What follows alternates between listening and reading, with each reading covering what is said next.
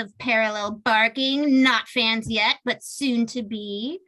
Our next, or Woof woof. that's Daddy. I'm Ariana. Today we'll be talking about something that everybody's been talking about, apparently around the world, because it was a slap heard around the world. Who is everyone that you're talking about? Who's talking about this? Everybody. Well, I wasn't talking about this. all of the celebrities, Twitter, other social media. Okay, so the only people who exist. Yes, exactly. All the people that Oh, cool. matter. So if all those people didn't talk about this, the slap would not exist. Okay, so what slap we talking about, people? I have no idea. You tell us. We're talking about the Oscar slap, the Will Smith, Chris Rock Oscar slap.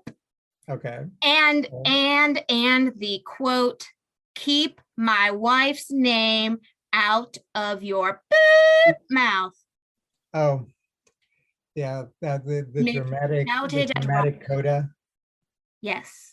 All right, cool. All right, so what's your take on all of this?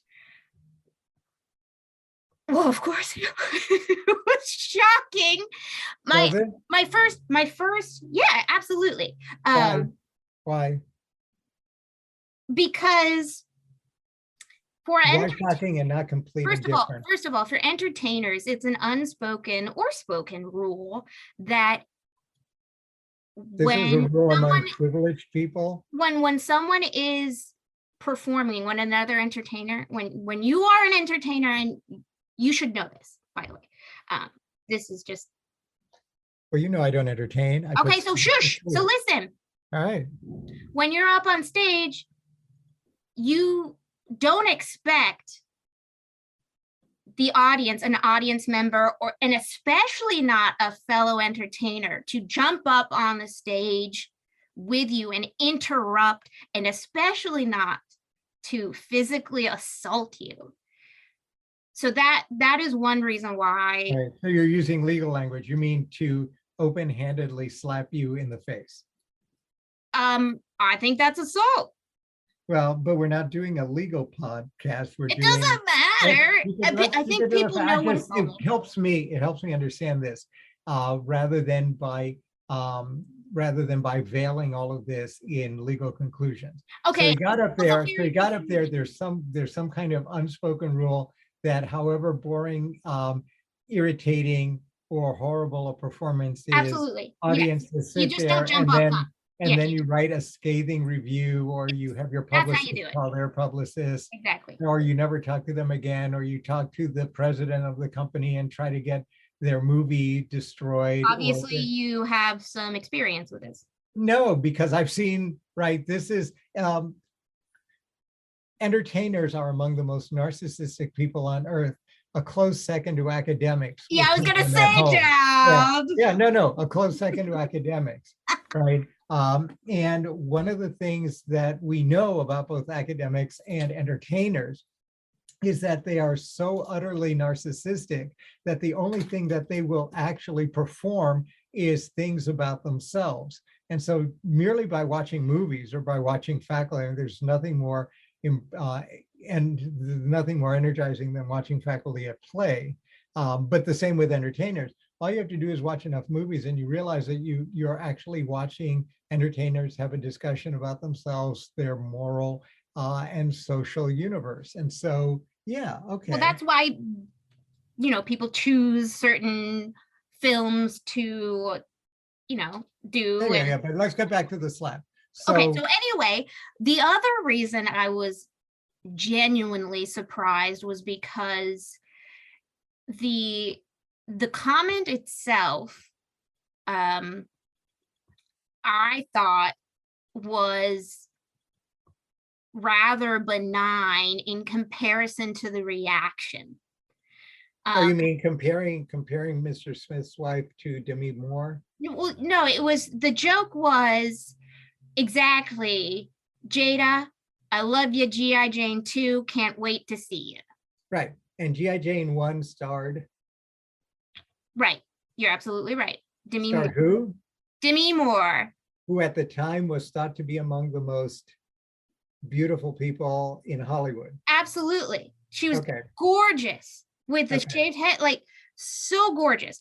And yeah, that implication there, it was a nice, it there was nothing really All right. So you're going to the malicious. substance. You're going to the substance of the slap. So you were shocked like the rest of the world No, about the it reaction to wasn't the your rest of joke. the world though. The rest, a lot of the, I was also shocked about some of the reactions, especially from some of the women. Okay, which was Like Nicki Minaj, I think, for instance, was I'm not sure exactly what she said, but she was supportive of the slap, which okay. is interesting to me Why?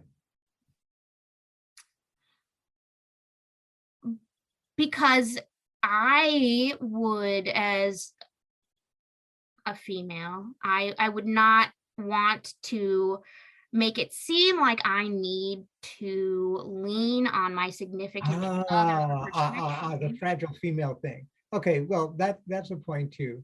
Mrs. Smith could have gone up and slapped him herself. I if did, she was but I offended. didn't think any of it was necessary, But it right? doesn't matter. But the point to your point to Nicki Minaj's comment is that Nicki Minaj is being a pre-feminist um, uh, Yes. something or other Yes, a by damsel in suggesting distress. that Mrs. Smith should now. We have no idea what the relationship between the two of them was before the slap. No, and it But doesn't the idea matter. was that the expectation would be that she does nothing and that her man goes up and does whatever he does with the offending party, assuming that there's some kind of communication between the two of them that would then register on the male's brain that this was indeed a comment that was worthy of action on her Right. I behalf. mean, and at this point, it doesn't matter, and which is Right. sad because it Why doesn't isn't matter at it? this But point what Jada does. It was Will's action that said well, everything, that says well, everything. well, let's just. She did not go up, so Right.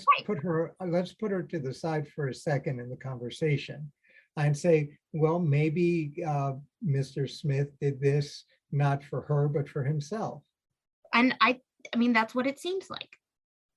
But what was it about himself that required him to do this? I don't know. Please And why are help, we talking about this if you don't know? help me. Somebody help me understand. I Why? mean, No, the only person who can help you understand is Mr. Smith. And for everyone else, but that's really the problem, I think, for me. This is between Mr. Smith and Mr. Smith in an interior conversation about him, his relation to himself, his relation to his own privilege, his relation between that privilege and his sense of what rules, either written or unwritten, or expectations apply or should not apply to him in particular contexts. And that's a conversation in which he is merely a part of a conversation involving the community in which he chose to do this, right? And that community, the Oscar community, the community of people who may or may not be willing to pay a large sum of money to see his next movie, or the community of investors who might or might not be willing to invest a tremendous amount of money in his next picture, or the community of actors who might or might not be willing to work with him in the future because he might act out.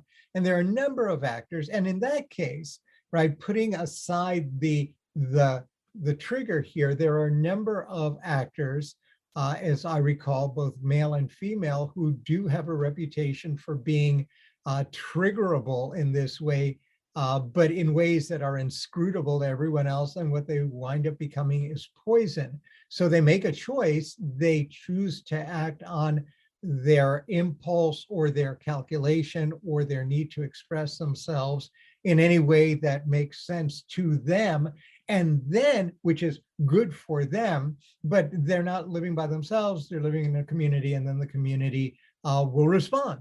but The way the community that's what responds. makes this even more confusing, because Will Smith was always the good guy.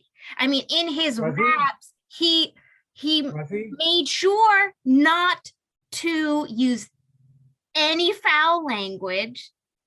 Yes, he was. That Oh, was he was yeah. the golden boy.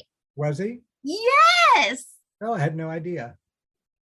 I just thought he was an actor who was getting a tremendous amount of money for No, he acting made because very there were a sure tremendous number of people who were willing to pay a lot of money to go he see him took act. very deliberate action to be a good role model Well, good for him. A role model for whom? for his children, especially. I Well, mean, that's good. a fierce, But I mean, I know well, he's continuing to be a good role model. You just don't seem to like the role that he's modeling. I'm just surprised, I guess. Oh, no, the surprise means that you feel that he has breached some sort of rule. My schema that I had devised Well, in and my not head just was you, that and not he just got. you, clearly not just you. You are the representative of a tremendous number of people who share the view. And you have mentioned the other group of people who have a different view, saying, oh, this is cool for any number of reasons. And then there's all kinds of people who provide excuses, everything from his fighting his personal demons to the sneak attack of demons that he may or may not have been aware of, to his own inner conversations about himself with himself, to any number of other things. Yeah, I mean, nobody knows where he's at in his life right now, but Okay, that but has do we care? no, that's what you just interrupted me, but that Yeah. has no bearing on how that doesn't matter is exactly right. I it I didn't say it was didn't matter. I just interesting. asked if it shouldn't matter. What I'm saying is what it was very telling, and it was what we like to talk about signaling was extremely interesting when there was a standing ovation right after that slap happened when he was given the Oscar. Oh, was there? Yes. What were they ovating? I mean, I'm sure. Now you see, it's not clear. Were they ovating him? Were they ovating their fear of him, given his privilege and clout in the industry? Right. Were they ovating We his don't performance, for which he might well have deserved the award? and it just makes the whole thing seem like a charade. Welcome to society. Right? Well, I mean, and that's really the gist of this, isn't it? That what Mr. Smith has done in a kind of really interesting way is to expose the way society works. We get all up on ourselves when it occurs with respect to all kinds of other hypocrisies or corruptions or exercises of privilege that affect us more directly. And then there's a politics and an ideology to this, and everyone gets all hot under the collar. And in the things that occur in normal social and political life, this becomes more interesting because it can be detached from that, and everyone can take a position with respect to it that they may or may not take when similar things occur that have more immediate connections to whatever it is that they're doing. Mhm. You know, we're looking here at privilege. We're looking here at complex and certainly contingent senses of interrelationships, him with himself, him with his partner, him with the community, him with the event that is occurring, him with the gentleman who's making the joke, him with his ability to actually comprehend the joke. All right, because that was what you were saying. Most other people might have found this to be a backhanded compliment to her, right? Noting her beauty irrespective of the challenges that nature or disease poses. right? So all of these things are Chris going Rock on. was not aware, apparently, that she suffers from alopecia. Well, even if you were Yeah, aware, it you wouldn't would. have changed. It wouldn't have It wouldn't have changed. changed anything. Right. Exactly. So should he be punished? Well, I mean, he's self-mutilating by flagellating. That's what I wanted to Yeah. say. Yeah, He but you know this society loves to punish. right by They're resigning from signaling. signaling. That's right. Right. By resigning from the academy.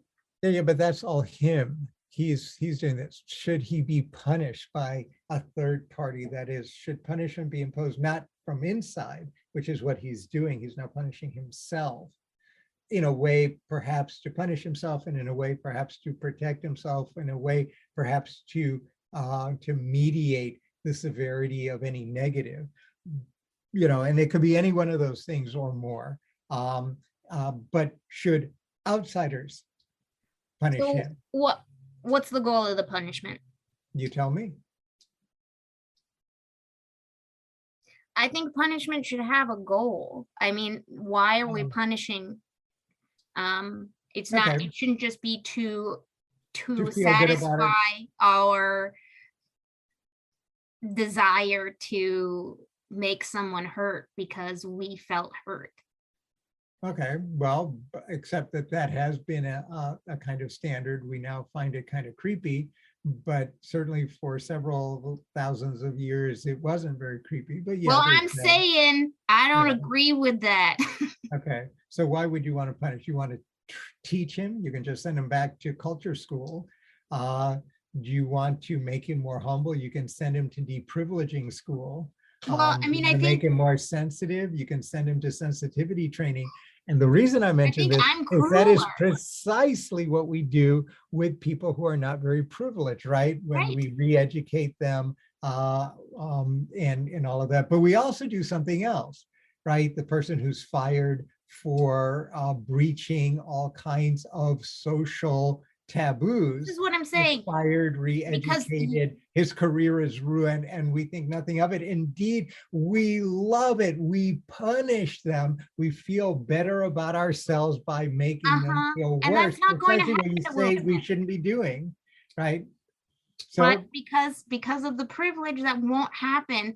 And that's been a complete, ooh. I know. I'm gonna get get burned at the stake. And it's the privilege of being a well-paid entertainer, a well-paid, Well connected, well well connected. connected. And yet, we've had all of these presidents of entertainment companies. Oh, but they aren't stars. No. They're It's merely the star administrators. They're power. well-paid administrators. Oh, but we've had, what's his name? The TV personalities who couldn't keep their pants on. Oh, but that was also different. The nature of the broken taboo was different. That was sex You're talking about, and sexual creepiness, and this yeah, was that's way different. okay. So this is like the criminal law. So different sorts of punishments and different hypocrisies for different kinds of breaches of expectations without the protection of privilege. All right. So what would you do to him?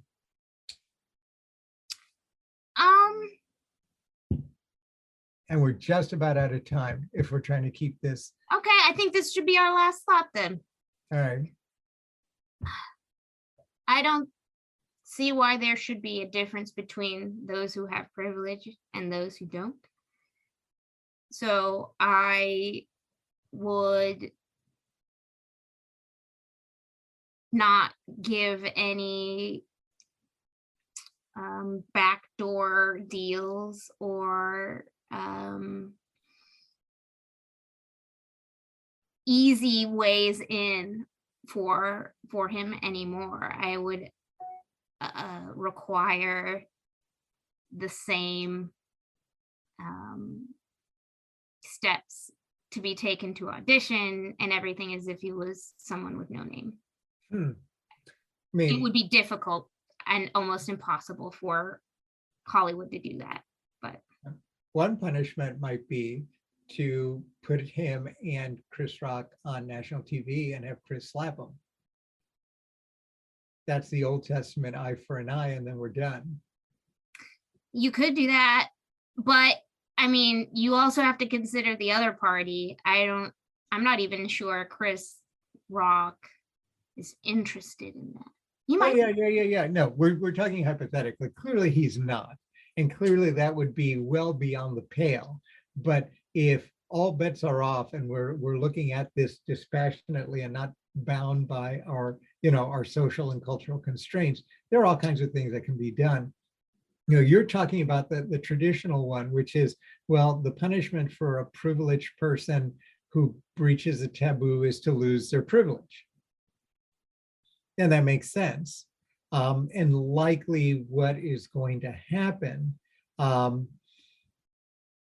it have to be a formal thing? I mean, part of what, another punishment would be to keep this in the public limelight and then watch what happens to demand, so that he would effectively, it's kind of the markets-based civil penalty.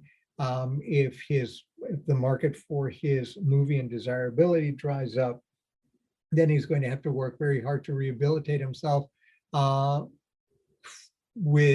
in connection with those people who really matter to him, his fans, the people who finance his movies, and the people that he needs around him in order to make the kind of movies and other interventions in his field that contribute to his prominence. Yeah. I'm still floored, and I don't feel like it was just like a millisecond decision, because in the first couple seconds I feel like he was laughing at the joke, and then you're still trying to get into this man's head. I am. I can't. I mean, I am a Will Smith fan. Are you? I won't deny it. I can't. Oh, okay. So part of it is disappointment. I'm incredibly disappointed. You idealized him. No, not really. It's just. Well, no, because you have this ideal of Will Smith, and all of a sudden he's not a character. That I had a schema of him in my head that was. Okay. And that's the difference between us. I'm indifferent. I'm not a fan, but I'm not a fan. Right. He's just an actor like the 10,000 other actors who I'm confronted with when I have choices to make on Netflix or Prime or whatever. And so for me, right, I guess your connection, your own personal, although he has nothing to do with this, connection to the ideal that he represents for you, to some extent, really shapes both the extent of your reaction and your sense of what has to be done. But for those of us for whom he's rather ordinary in the sense of being like other people similarly situated, the intensity was less, more of a curiosity. And of course, well, I mean, it's a physical assault. What are you going to do? But there are physical assaults like this that occur in this country all the time, all over the place. Yeah. So is this special? Is this not special? Is this a cry for help? But if this is a cry for help, then why isn't it the same cry for help for the ordinary person who's not privileged, who does this, say, at a bar, and then winds up in jail for 6 months? But anyway, on that happy note, that's the last woof I have.